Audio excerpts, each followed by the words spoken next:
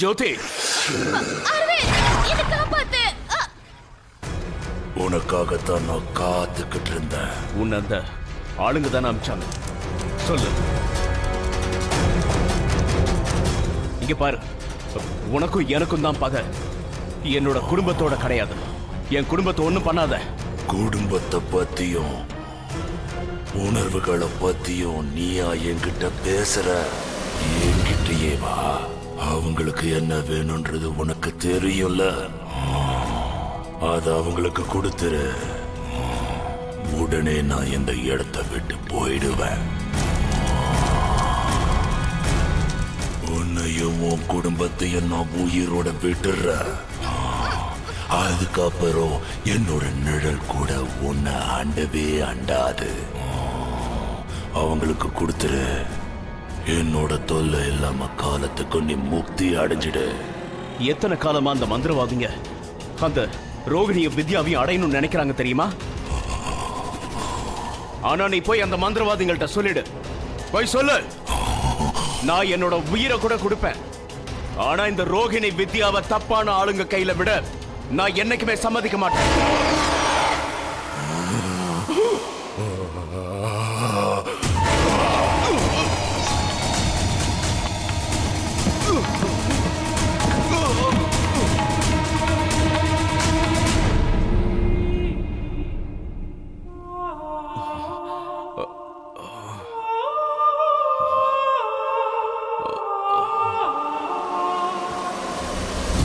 நீங்க இதுவரைக்கும் பார்த்தது மனசை கஷ்டப்படுத்துற கதையோட பகுதின்னு உங்களுக்கு தெரிஞ்சிருக்கும்.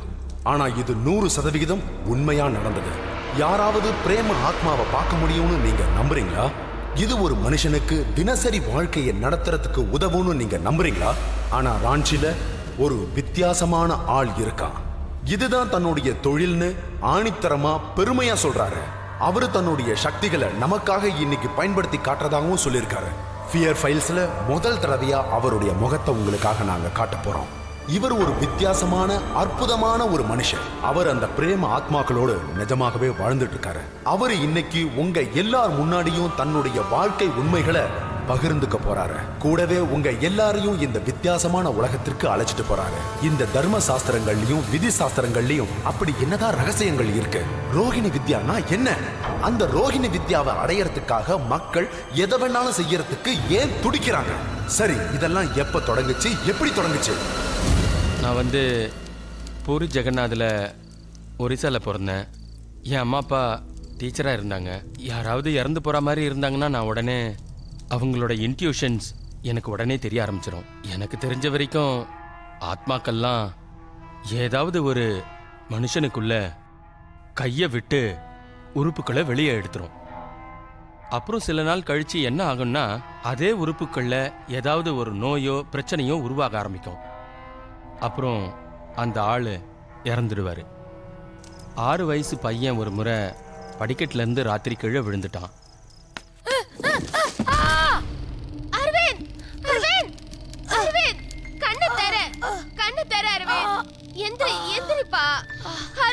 என்னாச்சு உனக்கு? எந்திரிப்பா, சொன்ன கேளு. அரவிந்த், என்னாச்சுப்பா உனக்கு? அரவிந்த், அரவிந்த், கண்ணு தரப்பா. எந்திரி, நான் சொல்றது கேளு. அரவிந்த், என்ன பாருப்பா, அம்மாவை பாரு. எந்திரிப்பா அரவிந்த், கண்ணு திறந்து பாருப்பா. அரவிந்த், அரவிந்த், எழுந்திருப்பா, சொன்ன கேளுப்பா. அரவிந்த், அரவிந்த்.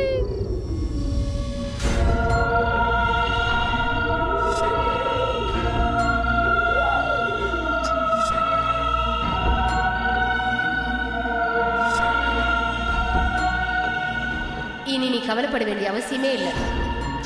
எல்லாமே சரியாயிடும். நான் உன் கூட தான் இருக்கேன்.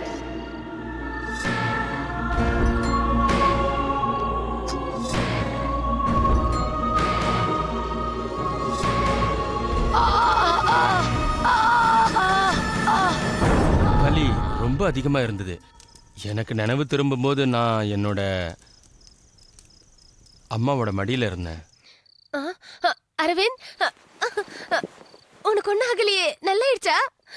அரவிந்த், இங்க பாருப்பா, அம்மா பாரு. உனக்கு ஒன்னும் ஆகல? அம்மா, அங்க யாரோ தெரியுறாங்க.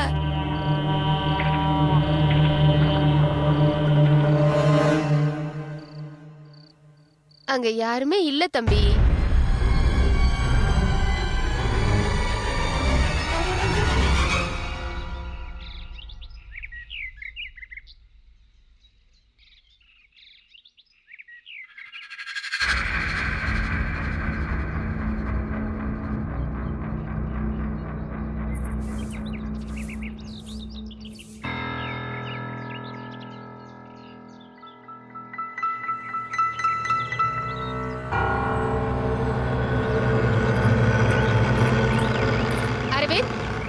என்ன பண்ணிட்டு இருக்க அரவிந்த்? நீ ஏன் இப்படி பண்ற? நீ ஏன் படிக்க மாட்டேங்கிற சொல்லு. உன்னை அடிச்சாதான் புத்தி வரும்னு நினைக்கிறேன்.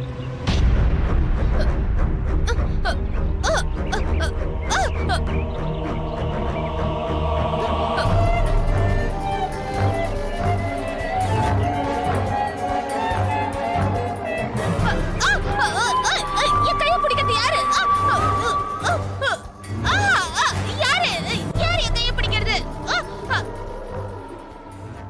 அரவிந்த் வந்து என்னோட பெரிய பையன். அவன் தேவியோட ஆசீர்வாதத்தோட இந்த உலகத்துல வந்து பிறந்திருக்கான்னு நாங்க நம்புறோம். அவன் சின்ன வயசுல இருந்தே சில விஷயத்துல ஆப்சென்ட் மைண்டடா தான் நடந்துப்பான். அதே சமயத்துல படிப்புல அவன் கவனம் செலுத்த மாட்டான். நிறைய முறை அவனை நான் அடிச்சு கூட இருக்கேன். ஒரு நாள் அவனை இந்த மாதிரி கோவப்பட்டு அடிக்கும் போது என் கையை யாரோ திடீர்னு பிடிச்ச மாதிரி இருந்தது. அதே மாதிரி என் கனவுல ஒரு பொம்பளை வந்து இவனை அடிக்காதன்னு சொல்லிட்டே இருந்தா. அது ஆச்சரியமா இருந்தது. இதெல்லாம் பார்க்கும்போது எனக்கு எதுவுமே புரியாம இருந்தது. இது பிரம்மையா இல்ல நிஜமாவே நடக்குதானே தெரியல. ஆனா இப்ப யோசிச்சு பார்க்கும்போது எனக்கு என்னவோ கொஞ்சம் பயமாவே இருக்கு. வித்தியாசமானவனா இருப்பானோன்னு எனக்கு தோணுது. ஏன்னா எல்லார விட இவன் தனியா தெரிவான். ஒரு 10-11 வயசு இருக்கும்போது நான் வீட்டுல தேவியோட படங்களை எல்லாம் வச்சு பூஜை பண்ணிட்டு இருப்பேன். அப்போ தேவி துர்கை அம்மனுக்கு பூவெல்லாம் கட்டி மாலையெல்லாம் போடுவேன். இவன் போட்டோ முன்னாடி நின்று அம்மா அம்மான்னு சொன்னானா உடனே அந்த மாலையெல்லாம் இவன் கையில வந்து விழுந்துரும். அதோட இவனுக்கு கோயில்ல இருந்தும், அதான் இங்க பக்கத்துல இருக்க அந்த கோயில், அந்த அம்மா பிரத்யங்கரா தேவி, அவன் அந்த அம்மன் கோயில்ல கூட போய் ரொம்ப நேரம் பூஜை பண்ணிட்டு தான் வீட்டுக்கு வருவான். அப்படிதான் ஒரு தடவை அங்க பூஜை பண்ணிட்டு இருக்கும்போது அந்த அம்மா கழுத்துல இருந்த மாலை இவன் கையில அப்படியே வந்து விழுந்துருச்சு.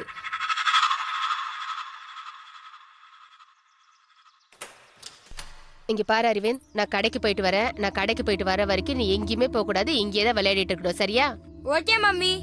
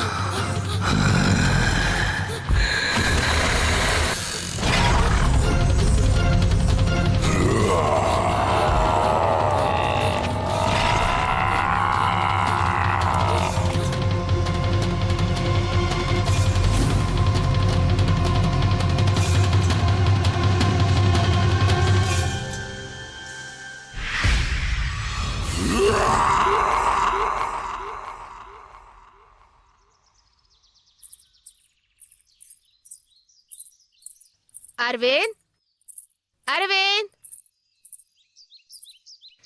இவ எங்க போயிட்டா? அரவிந்த் எங்க போனானே தெரியலையே.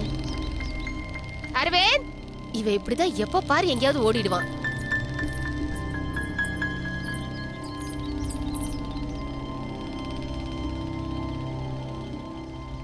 அரவிந்த் பால் இங்க இருக்கப்ப அவன் எங்கதான் போனா? அரவிந்த் அரவிந்த் அரவிந்த் அவன் எங்க போனான்னு தெரியலையே. எங்கேயே விளையாடுன்னு சொல்லிட்டு போனானே. அவன் யார் வீட்டுக்காவது போயிருப்பானா? போன் பண்ணி பார்க்கலாம். அரவிந்த்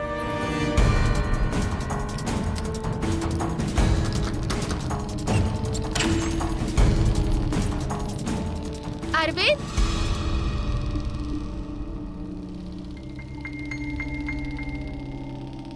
என்னாச்சு உனக்கு? இவன் உள்ள எப்படி வந்தா? நான் வெளியில பூட்டிட்டு போனேன்.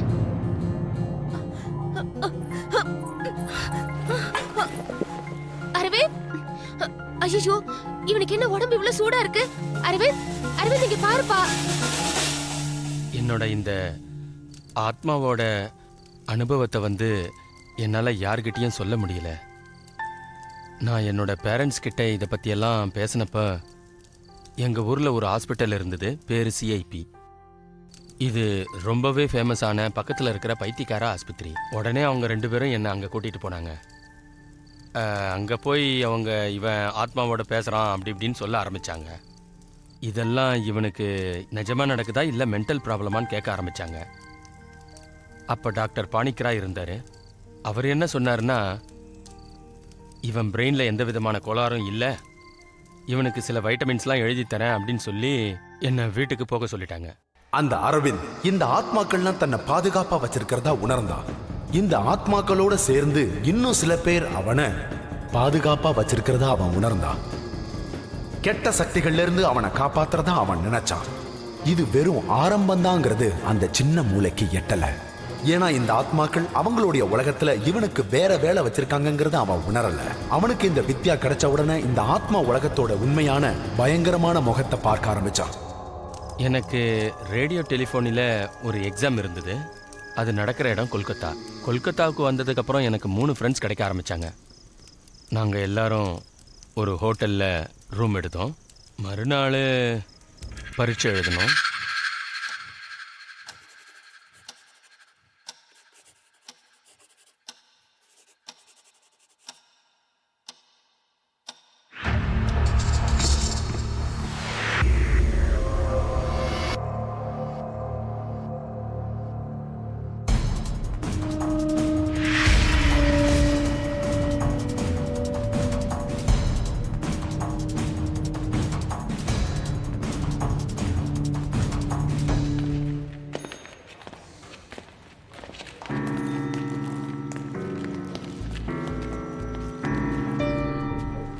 என்னாச்சு அரவிந்த், ஏன் இவ்வளோ சோகமா இருக்க? நான் என் பேப்பர்ஸை சரியாவே எழுதல. பிரச்சனை இல்லப்பா, பாஸ் பண்ணிடுவல்ல. தெரியல, நான் ரேஞ்சுக்கு போலான் இருக்கேன். நான் உடனே கோபமாக அங்கேருந்து ஏதாவது ஒரு ட்ரெயினை பிடிச்சி வீட்டுக்கு வந்துடணும்னு பிளான் பண்ணேன். அங்கேருந்தும் கிளம்பிட்டேன். நான் ஒரு நிமிஷம் கூட வேஸ்ட் பண்ணாமல் அங்கேருந்து ஸ்ட்ரைட்டாக ஹவுரா ஸ்டேஷனுக்கு வந்துட்டேன். ட்ரெயின் கிளம்பிடுச்சு, ஆனால் நான் ஓடி போய் ட்ரெயினில் ஏறிட்டேன்.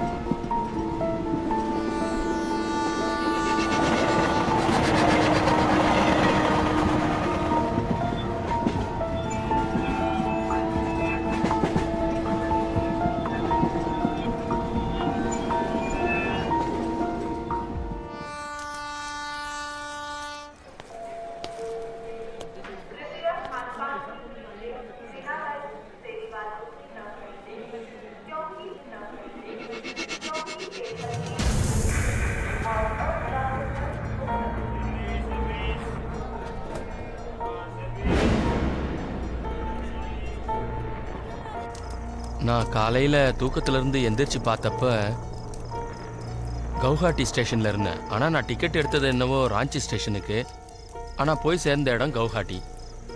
நான் அந்த ஸ்டேஷனை விட்டு வெளியில் வந்து கொஞ்சம் தூரம் போன உடனே எனக்கு என்ன ஆச்சுன்னே தெரியல.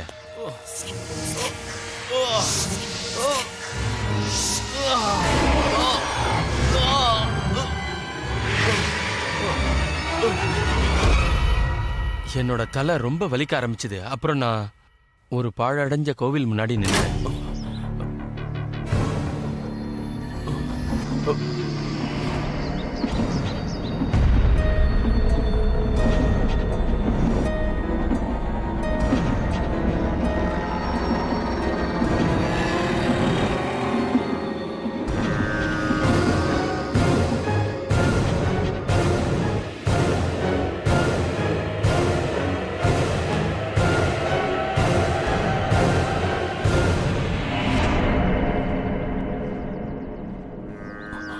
பாபா, நீ வந்துட்டியாப்பா? இவ்வளவு நாள் எங்க போயிருந்த? இந்தா. இது இது இது என்ன பாபா? தக்க சமயம் வரும்போது உனக்கு எல்லாமே தெரிய வரும். இது என்ன, இதை வச்சு நீ என்ன செய்யணுங்கிறது உனக்கு புரியும்.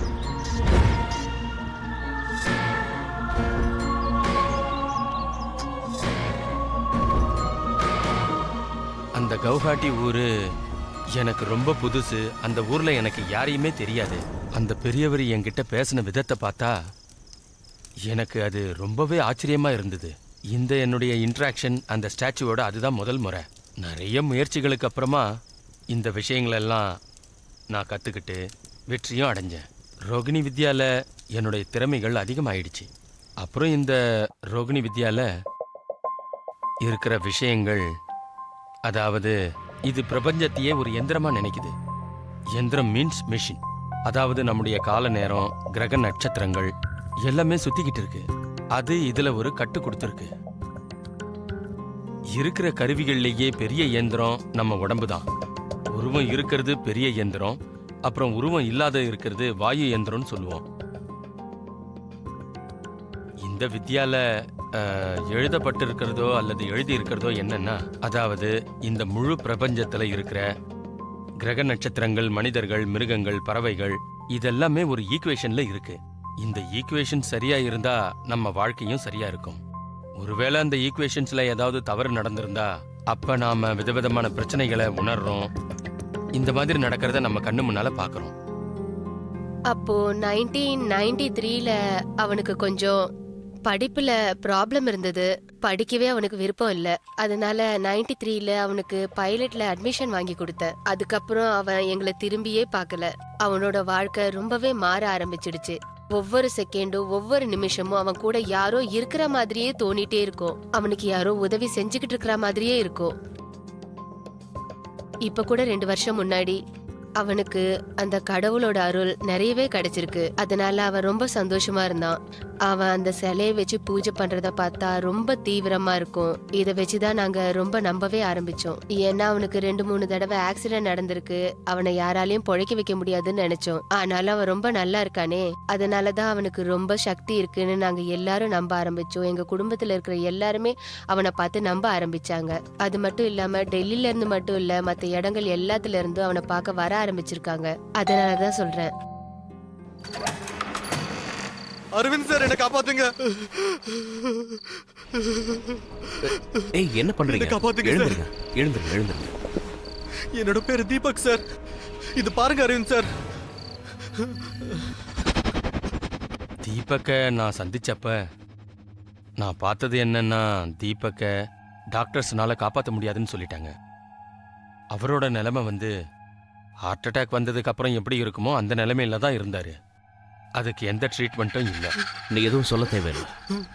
உனக்கு பயங்கரமான ஹார்ட் ப்ராப்ளம் இருக்கு. உண்மையா? நான் உங்களை பத்தி கேள்விப்பட்டதெல்லாம் எல்லாம் உண்மைதான் சார். நான் இப்ப சாக விரும்பல சார். சார், எனக்கு இப்பதான் சார் கல்யாணம் நடந்திருக்கு. சரி, பயப்பட வேண்டிய அவசியம் இல்லை. என் மேல நம்பிக்கை வை. எல்லாமே சீக்கிரம் சரியாயிடும். ஆனா நான் சொல்றத கொஞ்சம் கவனமா கேளு.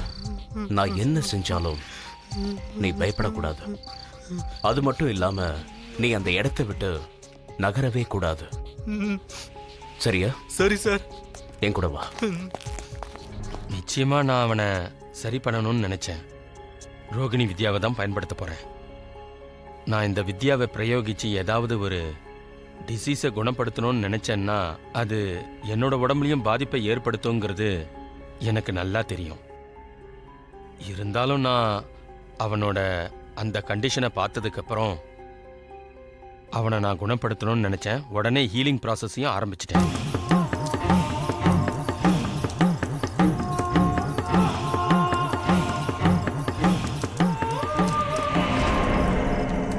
என்னோட பேர் தீபக் சுனேஜா.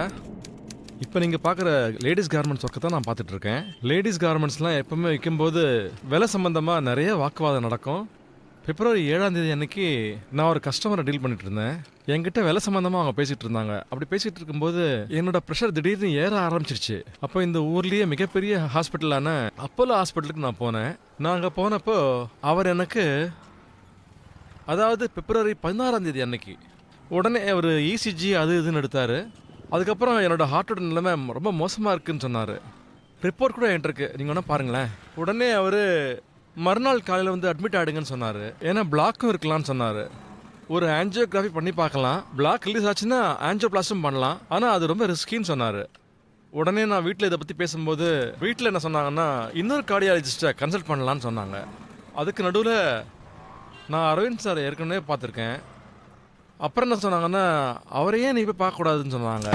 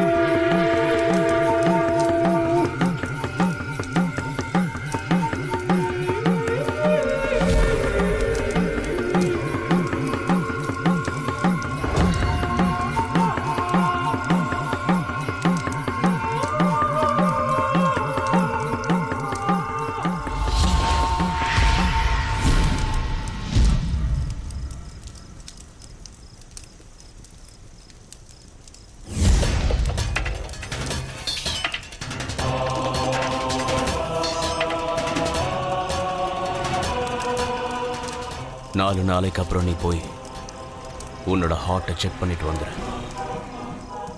மறுபடியும் செக்கப்பா? சரி அரவிந்த் சார். அதுக்கப்புறம் எனக்கு நிறைய ரிலீஃப் கிடைச்சிது. அடுத்த பெஸ்ட் கார்டியாலஜிஸ்ட் வந்து அமீனன் நாராயணன். அவரை போய் பார்த்தேன். அவரும் டெஸ்ட் பண்ணாரு, ரிப்போர்ட்டை கொடுத்தாரு. நீங்க வேணா பாருங்க, அந்த 2 ரிப்போர்ட்டுக்கும் நிறைய வித்தியாசங்கள் இருக்கு. அவர் இசிஜி எடுத்தாரு, என்னென்னமோ டெஸ்ட்லாம் பண்ணாரு. அப்புறம் ஃபைனலி உங்க ஹார்ட்ல எந்த ப்ராப்ளமும் இல்லைன்னு சொன்னாரு. எந்த ஒரு ஹார்ட் ப்ராப்ளமும் இல்லைன்னு சொன்னாரு. இன்னையோட கிட்டத்தட்ட 7 மாசம் ஆயிடுச்சு. இந்த ரிப்போர்ட் படி என்னோட கண்டிஷனை பார்த்தா இந்த கண்டிஷன்ல ஹார்ட் ட்ரீட்மெண்ட்டாங்கிறது பாசிபிளே இல்லைன்னு சொன்னாங்க. அதுவும் வித்தின் 2 or 3 டேஸ்ல ஹார்ட் ப்ராப்ளம்லாம் சால்வ் ஆகுது. இதை என்னோட லக்குன்னு சொல்லலாம், ட்ரீட்மெண்ட்னு சொல்லலாம். அது மட்டும் இல்லாம இதுல எனக்கு முழு நம்பிக்கையும் இருக்கு. ஏன்னா நான் அதை ஃபீல் பண்ணிருக்கேன். எப்பெல்லாம் அரவிந்த் நோயிலிருந்து ஒருத்தரை குணப்படுத்துறாரோ அப்பெல்லாம் அவருக்கு முடியாம போயிடுது, ரொம்ப பலவீனமாயிடுறாரு. கொஞ்சம் கொஞ்சமா அவருடைய இந்த அற்புதமான கலை வெளியில தெரிய ஆரம்பிச்ச உடனே அவர் பேராசையை சந்திக்க ஆரம்பிச்சாரு. அரவிந்த் இந்த கொடூரமான யதார்த்தத்தை சந்திக்க வேண்டியதாயிடுச்சு. அதாவது இந்த ஆத்மாக்கள் உலகத்துல நல்ல ஆத்மாக்கள் மட்டும் இருக்கிறது இல்ல, எங்க நல்லது இருக்கோ அங்க கெட்டதும் இருக்குங்கிறத அவர் நல்லா புரிஞ்சுக்கிட்டாரு.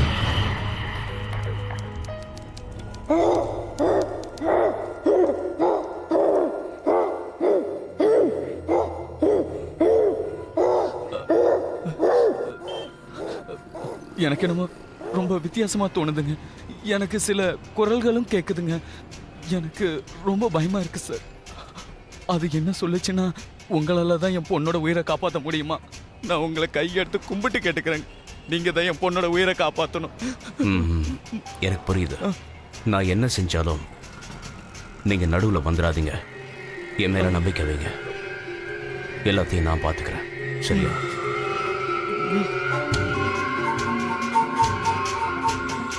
அங்க நான் பார்த்தது ஒரு குழந்தை. அது ரொம்ப கஷ்டப்பட்டுக்கிட்டு இருந்தது. வாழ்வா சாவான்னு போராடிக்கிட்டு இருந்தது. அதை பார்த்துட்டு என்னால் தாங்க முடியல. உடனே நான் என்னோட ரோகிணியோட ஸ்டிக்ஸை எடுத்து உடனே நான் என்னோட வேலையை ஆரம்பித்தேன். அதை வச்சு தான் நான் அந்த பொண்ணை குணப்படுத்தினேன்.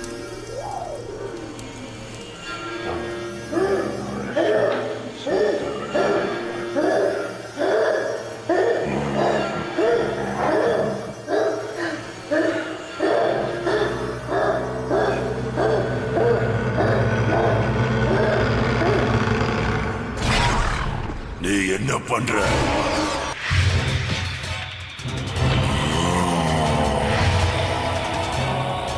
இத்தனை காலமா நான் உனக்காக தான் காத்துக்கிட்டு இருக்கேன். நானும் உனக்காக தான் காத்துக்கிட்டு இருக்கேன்.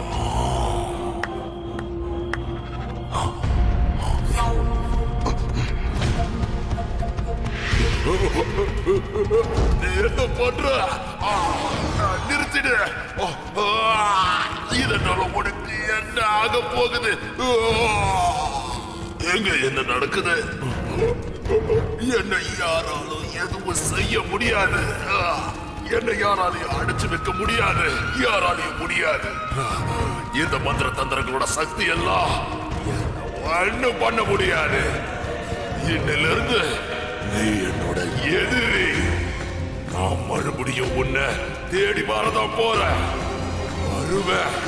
ஞாபகம் வச்சுக்க. இதிலிருந்து நீயும் உன் குடும்பமும் நல்லாவே இருக்க மாட்டீங்க.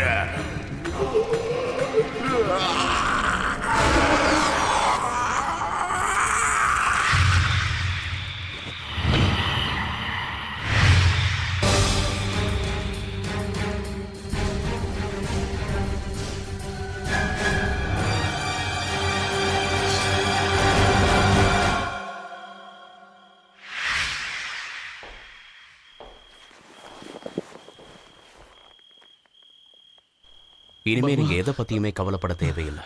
உங்க பொண்ணு ரொம்ப பாதுகாப்பா இருக்கா. உங்களுக்கு எப்படி நன்றி சொல்றதுன்னு தெரியல. நீங்க என் பொண்ணோட உயிரை காப்பாத்திட்டீங்க. இந்த வேலையை பெரிய பெரிய டாக்டர்களாலேயே செய்ய முடியல. ஆனா நீங்க அதை செஞ்சிட்டீங்க. நான் இந்த உதவியை என் உயிர் இருக்கிற வரையும் மறக்க மாட்டேன். நான் உங்ககிட்ட ஒரு விஷயம் சொல்ல விரும்புறேன். இங்க நடந்த எதையுமே உங்க பொண்ணுகிட்ட நீங்க சொல்லாதீங்க. அவ இது எல்லாத்தையுமே நம்பி தேவையில்லாம பயந்துற போறா. சரிங்க. அந்த நேரத்தில் சில தந்திரம் பண்ணுறவங்க, கருப்பு துணி போட்டுக்கிட்டு இருக்கவங்க என்னை வந்து பார்த்து, இது பிரசாதம்பா, இதை எடுத்துக்கோன்னு சொன்னாங்க.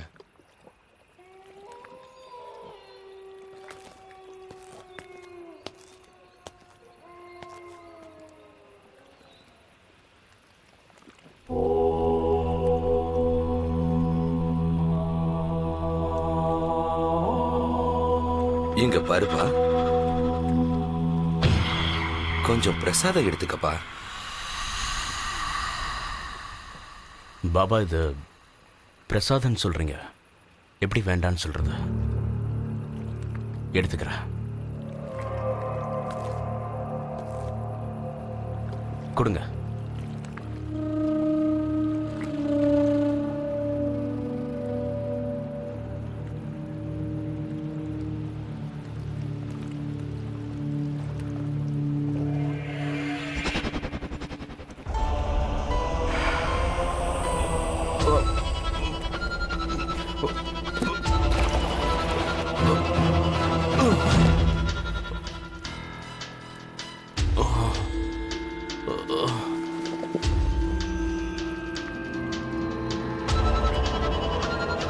அப்போ நான் அந்த பிரசாதத்தை சாப்பிட்ட உடனே எனக்கு எதுவுமே ஞாபகம் இல்லை.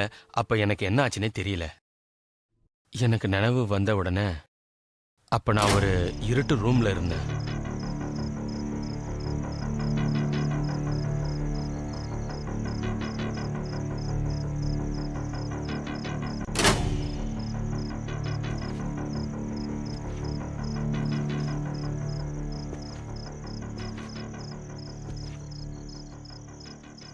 சொல்லு, ரோகிணி வித்தைய பத்தி சொல்லு.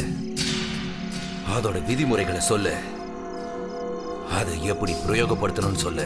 நீங்க சொல்ற ரோகிணி வித்யாவை பத்தி எனக்கு எதுவுமே தெரியாது.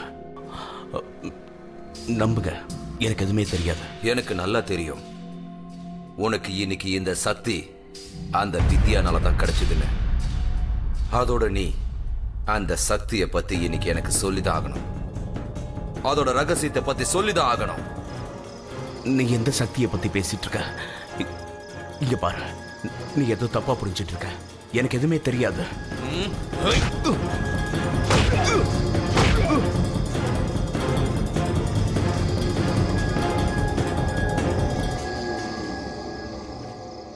அவனுக்கு நிஜமாவே விதியை பத்தி தெரியுமா? இங்க பாத்தியா, இதுதான் அதுக்கு சாட்சி. இத சாதாரண ஒரு மனுஷனால செய்ய முடியுமா? இதுக்குள்ள ஒரு ஆத்மாவை அடைச்சு வச்சிருக்கான்.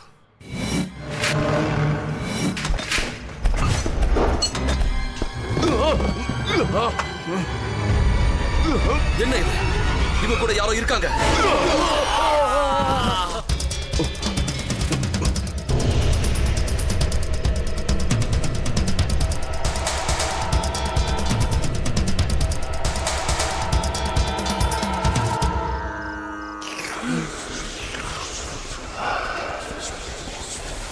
அந்த ஆளுங்கெல்லாம் இந்த வித்தையை பத்தி தெரிஞ்சுக்கிறதுக்காக என்ன அவங்க சித்திரவதை பண்ணாங்க.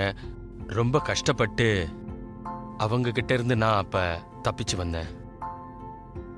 இவங்கெல்லாம் சில ஆத்மாக்களோட இந்த மாதிரி என்னோட வாழ்க்கையில பிரச்சனையை உண்டாக்குனாங்க.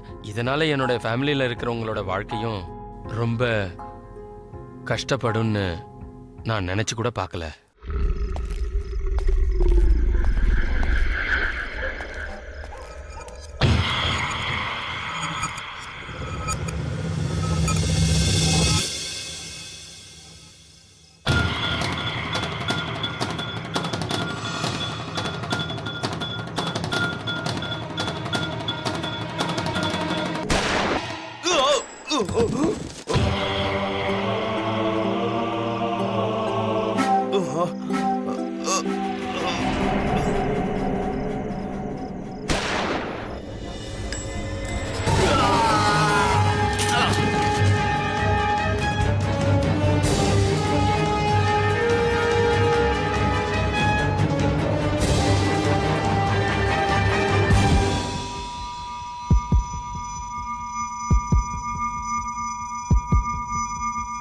எதிர்த்தாப்பெல்லாம் நின்னுக்கிட்டு சுட்டாங்க.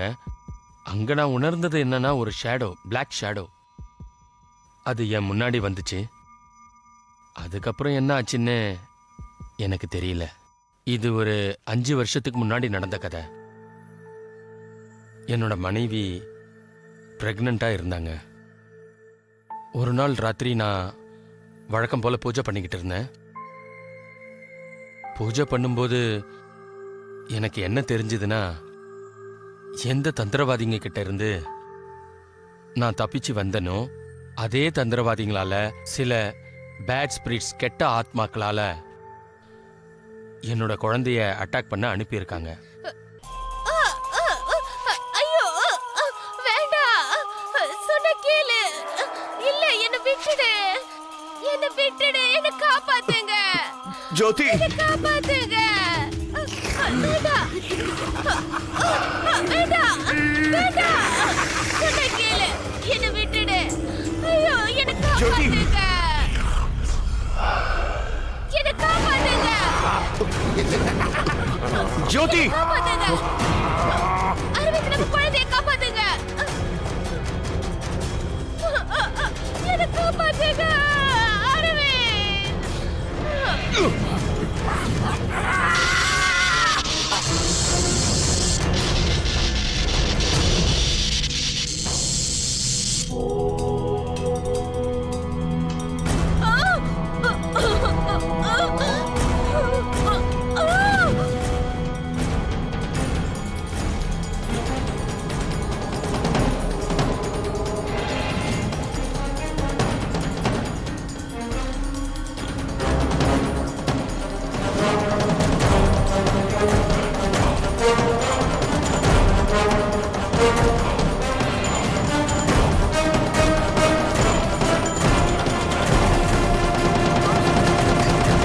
ஜோதி, வா, எழுந்துரு. பாத்து, மெதுவா வா, வா.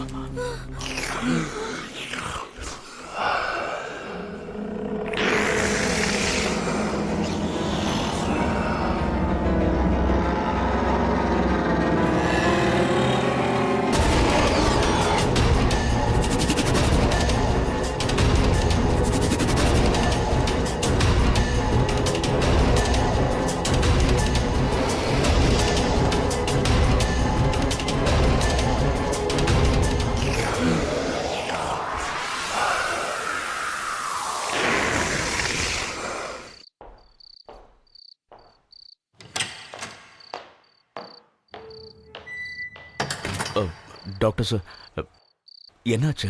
I'm sorry Aravind sir. உங்கள் ஒய்ஃபை காப்பாற்றுறது ரொம்ப கஷ்டம். உங்கள் ஒய்ஃப்க்கு ஏற்பட்ட சில காம்ப்ளிகேஷன்ஸ்னால உங்கள் குழந்தை டெலிவரி ஆக மாட்டேங்குது. இந்த மாதிரி கேஸை நான் வாழ்க்கையில் முதல் முறையாக பார்க்குறேன். டாக்டர், நீங்க என்ன சொல்றீங்க? I'm sorry Aravind. Doctor sir,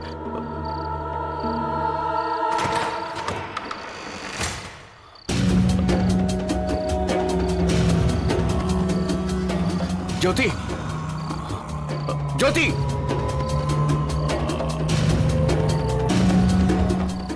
ஜோதி,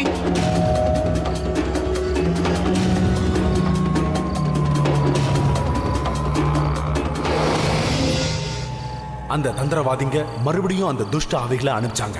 அரவிந்த் கிட்ட இருந்து அந்த ரோகிணி வித்யாவுடைய ரகசியத்தை தெரிஞ்சுக்கிறது. எல்லா வகையிலையும் அரவிந்த் மாட்டிக்கிட்டாரு. குடும்பத்தை காப்பாத்துறதா இல்லனா அந்த ரோகிணி வித்யாவை பத்திரமா பாதுகாக்கிறதா?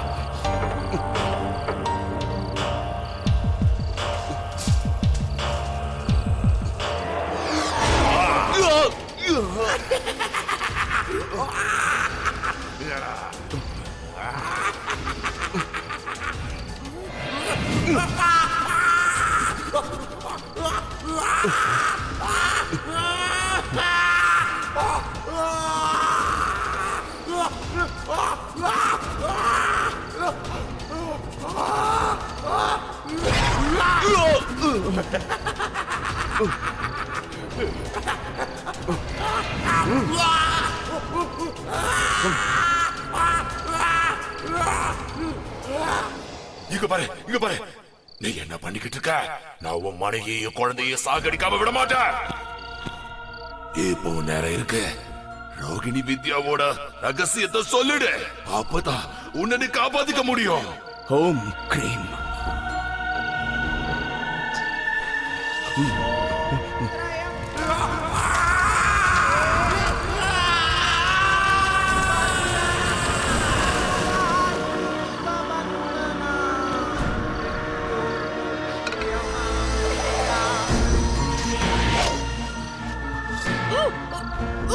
ஜோதி, இரு. Doctor, doctor, doctor.